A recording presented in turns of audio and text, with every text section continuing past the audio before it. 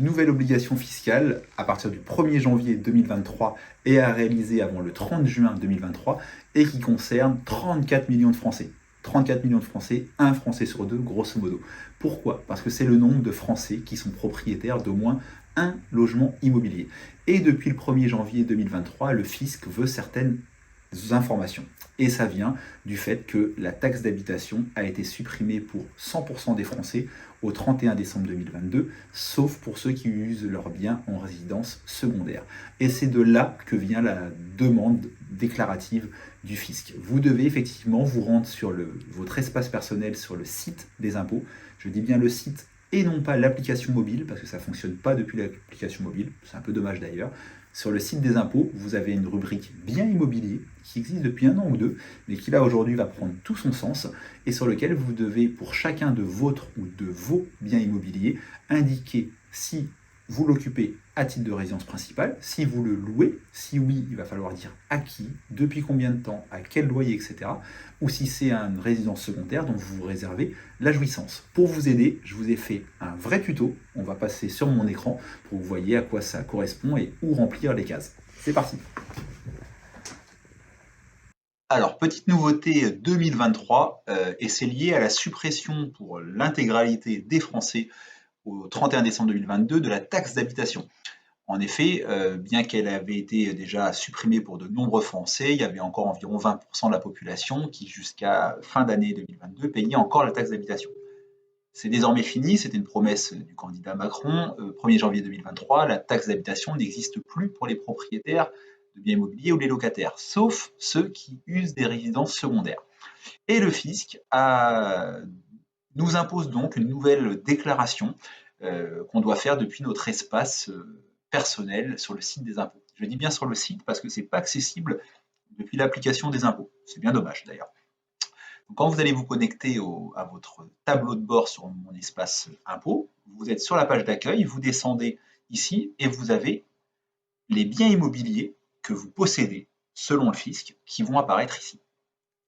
Vous cliquez sur accéder et là vous allez voir, moi en l'occurrence je possède un immeuble de rapport à Falaise et sur les locaux d'habitation, ce n'est pas le cas sur les locaux professionnels, le fisc nous impose une déclaration d'occupation à réaliser au plus tard le 30 juin 2023. Donc je m'y prends de bonne heure, on n'est qu'en janvier, mais bon, ce n'est pas des choses qu'il faut attendre pour respecter les délais. Mais en tout cas, si vous êtes propriétaire d'un bien immobilier, que ce soit locatif, résidence principale, etc., donc il y a 34 millions de personnes concernées par cette obligation-là, vous allez devoir faire une déclaration d'occupation. Je vais en faire une en live avec vous parce qu'elle est intéressante. Je vais prendre par exemple ce bien-là, et quand je fais consulter, ça me permet déjà de l'identifier plus facilement. Le local a un numéro fiscal, je vous avouerai, je ne sais pas à quoi il correspond. L'adresse vous est rappelée. Le bâtiment, l'étage, ça vous permet, quand vous êtes comme moi propriétaire d'un immeuble de rapport, de vous dire ça concerne quel logement. Moi là, ça concerne le logement du deuxième étage, donc ça me permet de l'identifier facilement. Et cette partie-là, elle est intéressante. Vous voyez, on peut voir donc que selon le fisc, l'appartement que je possède au deuxième étage mesure 50 mètres carrés. Cette information-là, elle n'est pas anodine parce que quand on clique sur l'explication, on voit que c'est une surface fiscale et non pas habitable. Donc en l'occurrence, une surface réelle qui se calcule de mur à mur, donc qui peut être supérieure à la surface habitable de votre logement si il présente des combles. On y voit également le nombre de pièces au sens foncier, et vous allez voir que c'est différent du nombre de pièces au sens immobilier, car moi, cet étage-là, je loue un T3 de chambre, mais au sens foncier, c'est un 5 pièces, et vous avez l'explication ici. Et vous avez aussi la catégorie qui permet au fisc de calculer justement votre taxe foncière et la taxe d'habitation. Ce paragraphe-là, je trouve qu'il est intéressant parce que certains d'entre vous, en se connectant, vont voir des erreurs, c'est-à-dire une surface qui n'est pas cohérente avec le logement qu'ils ont, à la hausse ou à la baisse, un nombre de pièces, etc. Et du coup, vous allez pouvoir le déclarer au fisc. Alors pas tout simplement à partir d'ici, c'est bien dommage, mais le fisc prévoit ici le fait que vous pouvez demander une rectification au fisc selon la surface que vous voyez apparaître ici, si vous la jugez notamment inférieure. Moi, dans mon cas, la surface est à peu près cohérente. J'avais 53 mètres carrés en tête pour cet appartement-là. Le fisc m'annonce 50, je ne vais pas chatouiller ça pour une différence si faible dans un sens comme dans l'autre, donc je ne vais rien faire. Je reviens en arrière. Donc, je trouvais ça intéressant pour vérifier si vous êtes correctement imposé sur vos déclarations. Et quand je reviens en arrière, je vais appuyer sur la déclaration d'occupation. Et je vais faire déclarer.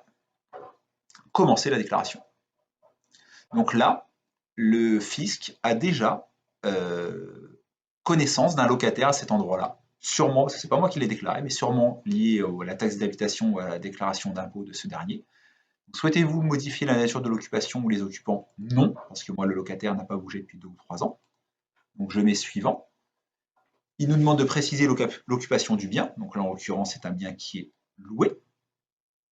Il me demande de préciser le type de location. Donc moi, c'est de la location nue. Je suis un fervent défenseur, vous le savez, de la location nue, et notamment du déficit foncier, chose que j'ai fait sur cet immeuble-là en faisant des gros travaux. Mais on a aussi location meublée, logement social.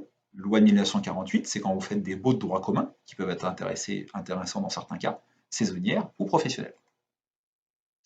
Donc le locataire n'a pas changé, c'est bon, je valide.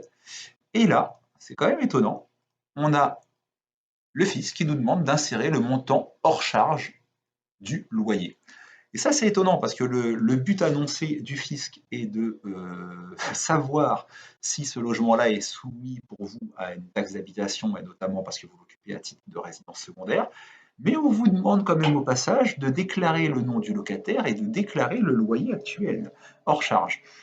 Vous ne m'enlèverez pas de l'idée que ce fichier-là, il a double intérêt pour le fisc, et notamment le croisement des données, et vérifier que vous pensez bien à déclarer l'intégralité de vos locataires et l'intégralité de vos charges. Donc moi, je suis évidemment un bon élève, je donne des conseils, donc j'ai intérêt d'être irréprochable à ce niveau-là. Donc j'ai pas de souci à ce sujet-là, mais vous ne m'enlèverez pas de l'idée qu'il y a un double but pour le fisc de créer cette obligation-là. Moi, en l'occurrence, le loyer ayant été réévalué depuis le bail, il est aujourd'hui de 547,51 € hors charge. Ce n'est pas un loyer plafonné. En Normandie, ce n'est pas le cas. Ils ne veulent pas de virgule, donc on arrondit toujours au supérieur, donc 1 centime près. J'arrondis à 548. Il y a un seul bien concerné. Non, je dis des bêtises, il y a une cave que je loue avec cet appartement-là, donc je vais venir essayer de la trouver ici. C'est cette cave-là. Donc, je l'ajoute, je valide et je transmets. Et ça y est, c'est fait. Et vous devez le faire pour autant de logements que vous possédez, si vous en possédez plusieurs, et également votre résidence principale. J'espère que ce tuto va vous aider à respecter votre obligation avant le 30 juin 2023 si vous êtes bien propriétaire d'un bien immobilier comme un Français sur deux. Pour aller plus loin, ça concerne toujours les impôts, ceux qui font notamment de la location nue et qui doivent déclarer leur revenu foncier une fois par an et donc remplir 2044, si ça vous parle, et ben j'ai fait un vrai tuto, pareil, sur YouTube, que vous trouvez qui dure une quinzaine de minutes, vu plus de 20 000 fois, et qui vous permet, case par case, de savoir quoi remplir, bénéficier d'astuces pour alléger la note fiscale en toute légalité quand c'est possible, avoir aussi des mises en garde sur des choses qu'on déduit parfois à tort et sur lesquelles on risque un redressement fiscal. Donc un vrai tuto, vous le trouvez sur YouTube.